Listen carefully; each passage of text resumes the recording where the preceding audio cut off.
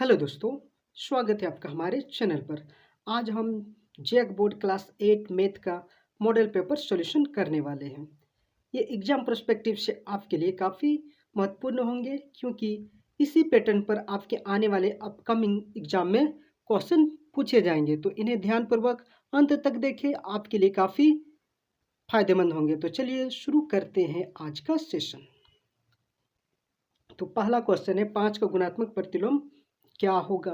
तो दोस्तों, किसी भी संख्या का गुणात्मक प्रतिलोम वह संख्या होता है जिससे गुना करने पर उसका गुणनफल 1 आ जाए।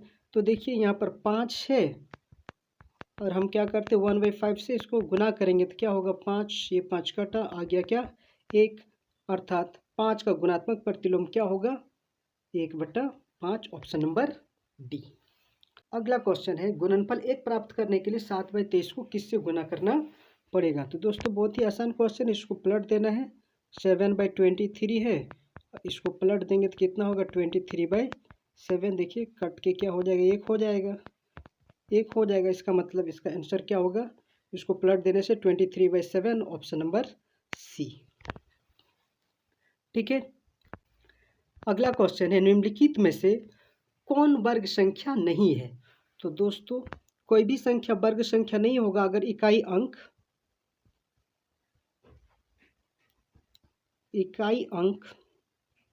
2, 3, 7 या 8 रहे। तो देखिए यहाँ ऑप्शन नंबर ए 12 जिसका इकाई अंक क्या है 2 है, अर्थात ये वर्ग संख्या नहीं है। चलते हैं अगले क्वेश्चन पर।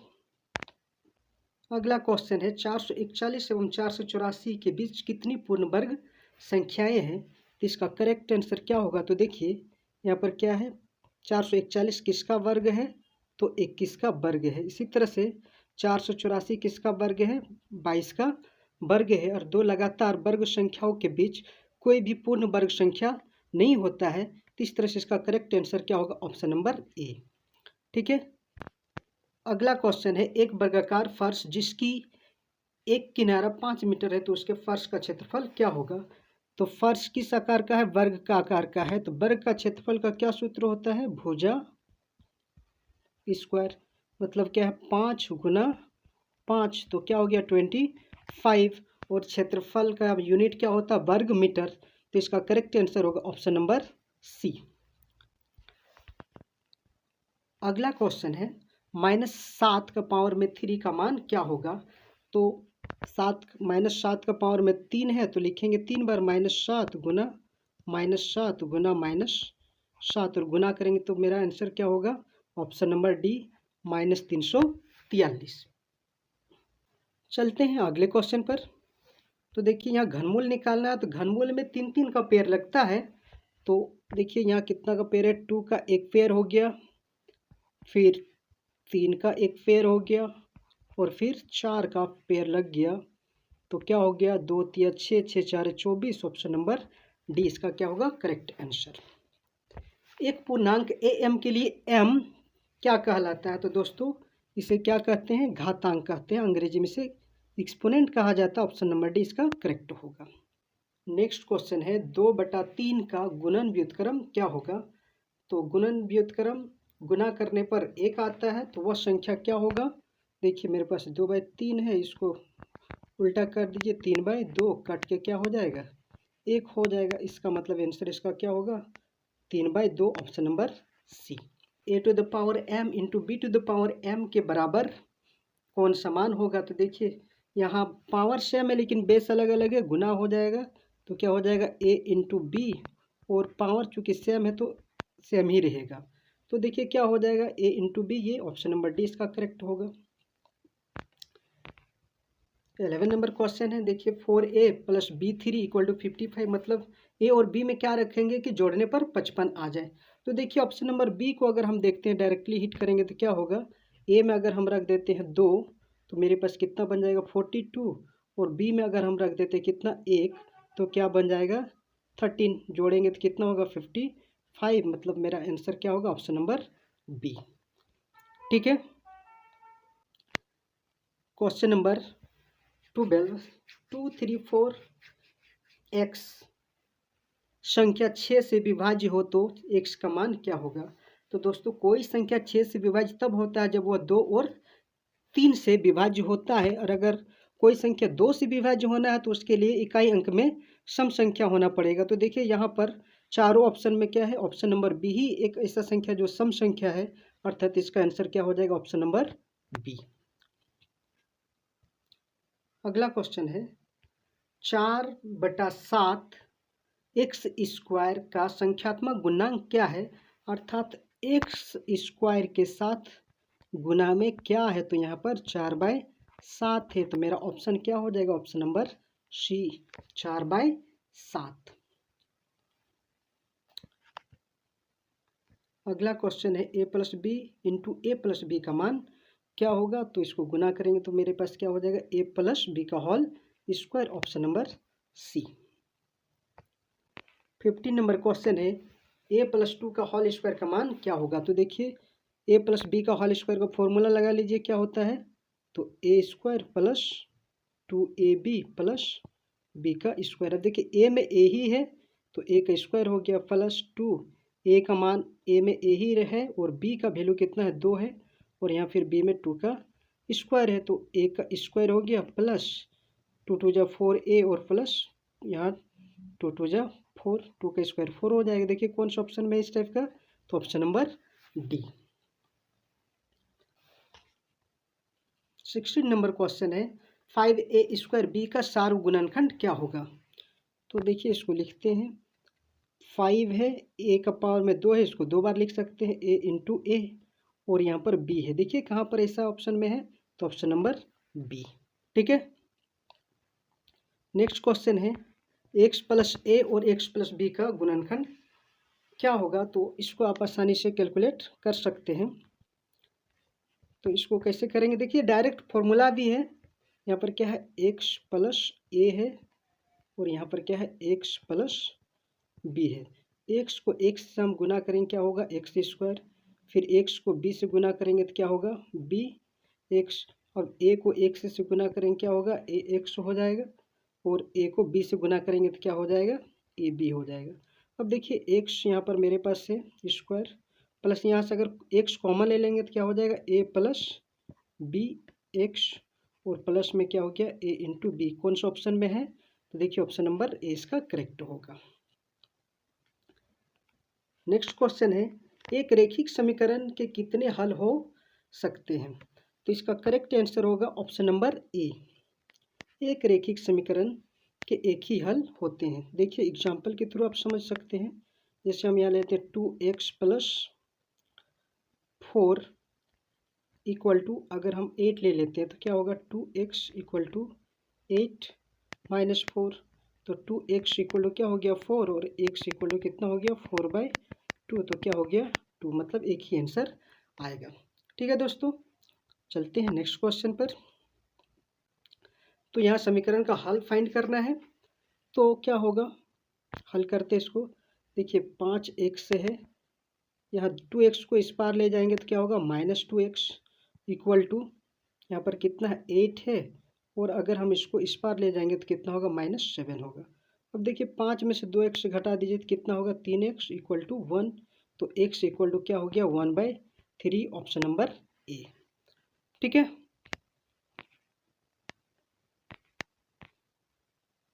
अगला क्वेश्चन है 50 आमों के समूह में 40 आम पके हुए हैं, तो पके हुए आमों की संख्या क्या है। तो इसको परसेंटेज निकाल दीजिए, टोटल कितना है, 50 मैंगोज है, इसमें से कितना 40% आम पका हुआ है, तो परसेंट हटाएंगे तो नीचे क्या हो जाएगा, 100। अब 1 0 1 0 इसके साथ, 1 0 1 0 इसके साथ कटा, 5 4 1 20, तो ऑप्शन नंबर डी इसका करेक्ट होगा। ठीक है, अगला क्वेश्चन है बट्टा प्रतिशत वस्तु के पर परिकलित किया जाता है। तो दोस्तों प्रतिशत बट्टा जो है हमेशा अंकित मूल्य पर निकाला जाता है, तो इसका करेक्ट आंसर होगा ऑप्शन नंबर सी। अगला क्वेश्चन है एक्स वाई इक्वल टू के में के को क्या कहते हैं। तो ये कांस्टेंट टर्म है, इसको क्या बोला जाता है, स्थिरांक, ऑप्शन नंबर सी इसका करेक्ट होगा। 23 नंबर क्वेश्चन है एक्स और वाई दोनों प्रतिलोम अनुपात में हो तो मान क्या होगा। तो दोस्तों इसको आप ऐसे समझ सकते हैं x इक्वल टू 1/y। अब इसको हम कैसे लिख सकते हैं, तो x इक्वल टू यहाँ पर हम k लिख सकते हैं और यहाँ पर y क्योंकि कांस्टेंट है। तो अब देखिए क्या हो जाएगा, एक्स वाई इक्वल टू के। कौन सा ऑप्शन मेरा है, option number C. Next question है, यदि किसी चतुर्भुज के 3 कोण में से प्रत्येक कोण 90 डिग्री के बराबर हो तो चौथा कोण क्या होगा। तो दोस्तों चतुर्भुज के चारों कोण का माप कितना होता है, 360 डिग्री। ठीक है, अब यहाँ 3 कोण 90 का दिया है तो 9 तिया कितना हो गया, 27, मतलब 270 डिग्री। तो चौथा कोण निकल जाएगा, कितना होगा, 16 में 7 जाने से 9, अर्थात वो भी कितना का होगा, 90 degree, option number D. Next question है, निम्न में से किस चतुर्भुज के विकर्ण बराबर होते हैं। तो दोस्तों आयत के विकर्ण क्या होते हैं, बराबर होते हैं, ऑप्शन नंबर डी इसका करेक्ट आंसर होगा। अगला क्वेश्चन है, किसी षटभुज के कोणों का योग कितना होगा। तो चलिए इसको हम इमेज के थ्रू समझने की कोशिश करते हैं। 6 भुजा है तो 1 2 3 4 5 6। अब हम क्या करते हैं, अगर हम मिलाते हैं तो यहाँ से एक त्रिभुज बना, यहाँ से 2 त्रिभुज बना और यहाँ से 3 और 4, टोटल 4 त्रिभुज बना। और एक त्रिभुज का मान कितना होता है, तो 180 डिग्री का। तो 4 त्रिभुज का मान कितना हो जाएगा, तो 18 4 72, 720 डिग्री, ऑप्शन नंबर डी। अगला क्वेश्चन है, निम्न में से किस से एक बहुफलकी नहीं बनेगी। तो दोस्तों 3 त्रिभुजों से कभी भी बहुफलकी नहीं बनाया जा सकता है, तो इसका करेक्ट आंसर होगा ऑप्शन नंबर ए। अगला क्वेश्चन है, किस त्रिविमी आकार में शीर्ष नहीं होता है। तो दोस्तों गोला एक त्रिविमी आकार का है जिसमें शीर्ष नहीं होता है, तो इसका करेक्ट आंसर होगा option number D. 29 number question है, आयत का क्षेत्रफल ज्ञात करें। तो आयत का क्षेत्रफल का फॉर्मूला क्या होता है दोस्तों, लंबाई गुना चौड़ाई। तो इसका करेक्ट आंसर होगा क्या, ऑप्शन नंबर सी। अगला क्वेश्चन है, वर्ग की एक भुजा की लंबाई 25 सेंटीमीटर है, तो वर्ग का परिमाप क्या होगा। तो दोस्तों वर्ग का परिमाप का फॉर्मूला होता है 4 गुना में भुजा। तो क्या हो जाएगा, 4 और यहाँ पर कितना है 25 सेंटीमीटर, गुना करेंगे तो मेरा क्या हो जाएगा 100 centimetre, option number D. 31 number question है, वैसी आकृति जिसकी तीनों बीमाएं होती है कैसी आकृति कहलाती है। तो दोस्तों 3 बीमा वाले आकृति त्रिविमी कहलाती है, इसका करेक्ट आंसर होगा ऑप्शन नंबर बी। अगला क्वेश्चन है, एक्स भुजा वाले घन का पृष्ठीय क्षेत्रफल क्या होगा। तो घन का पृष्ठीय क्षेत्रफल का फॉर्मूला होता है 6 गुना भुजा का स्क्वायर। तो यहाँ पर क्या है 6 और भुजा मेरे पास क्या है x है, तो x का स्क्वायर, ऑप्शन नंबर बी इसका क्या होगा, करेक्ट होगा। नेक्स्ट क्वेश्चन है, आंकड़ों का परिसर निकालना है। परिसर का क्या फॉर्मूला था, सबसे बड़ी संख्या में से सबसे छोटी संख्या को घटाना होता है। तो सबसे बड़ी संख्या क्या हो गया, मेरा यहाँ 15 हो गया, और सबसे छोटी संख्या यहाँ पर क्या हो गया, 1 हो गया। तो देखिए यहाँ क्या करना है 15 और माइनस में क्या करना है 1, घटा देंगे कितना होगा 14, ऑप्शन नंबर बी इसका करेक्ट आंसर होगा। नेक्स्ट क्वेश्चन है, एक्स अक्ष से 3 इकाई दूरी पर तथा y अक्ष से 6 इकाई दूरी पर स्थित बिंदु के निर्देशांक क्या होंगे। तो इसको मैपिंग से हम समझने की कोशिश करते हैं। क्या है, ये मेरा क्या हो गया x, यहाँ x डैश और यहाँ क्या हो गया y और यहाँ y डैश। अब बोल रहा क्या x अक्ष से 3 इकाई, तो x अक्ष ये मेरा लाइन है, x अक्ष वाला ये लाइन है मेरा। अब इससे 3 इकाई हम ऊपर जाएंगे 1 2 और 3, और फिर क्या है y अक्ष से 6 इकाई दूरी। अब देखिए ये मेरा क्या है y अक्ष, इससे 6 इकाई चलेंगे दाहिने तरफ, 1 2 3 4 5 और 6, तो यहाँ मेरा पॉइंट बनेगा। तो देखिए दोनों कहाँ पर आकर के मैच करेगा, तो इस जगह पर, तो यहाँ पर क्या हो जाएगा 6 और यहाँ पर क्या हो जाएगा 3, तो इसका निर्देशांक क्या होगा, ऑप्शन नंबर डी 6 और 3, ऑप्शन नंबर डी। ठीक है, अगला क्वेश्चन है, यहाँ वर्गमूल निकालना है 0.0081 का। तो देखिए हम लिख दिए कितना 0.0081। यहाँ से पॉइंट हटाएंगे तो क्या होगा 1, और दाहिने तरफ 4 डिजिट है तो 4 जीरो लगेगा, ये भी रूट में ही होता है।